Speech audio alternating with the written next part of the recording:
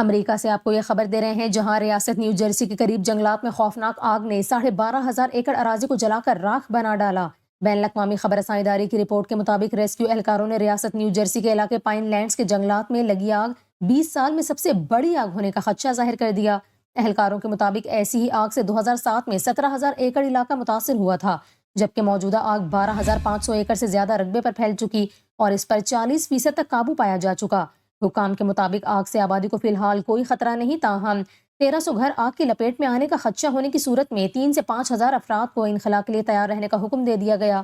آگ لگنے کی وجوہات کا علم نہیں ہو سکا۔ آگ سے قریبی علاقوں میں بجلی کی فراہمی معطل ہو گئی۔ ریاست کے لیفٹیننٹ گورنر کا اس حوالے سے بتانا ہے کہ جنگلات میں آتش زدگی کے باعث علاقے میں ہنگامی حالت نافذ کر دی گئی۔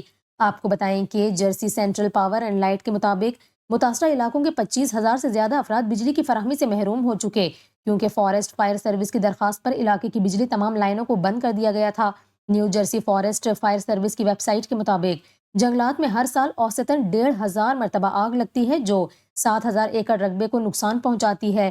آپ کو بتائیں کہ اس سے قبل بھی امریکی ریاست کیلیفورنیا کے شہر لاس اینجلس کے شمال میں بھی جنگلات میں آگ لگ گئی تھی، جس کے باعث ہزاروں افراد کو علاقے سے انخلا کا حکم جاری کیا گیا تھا۔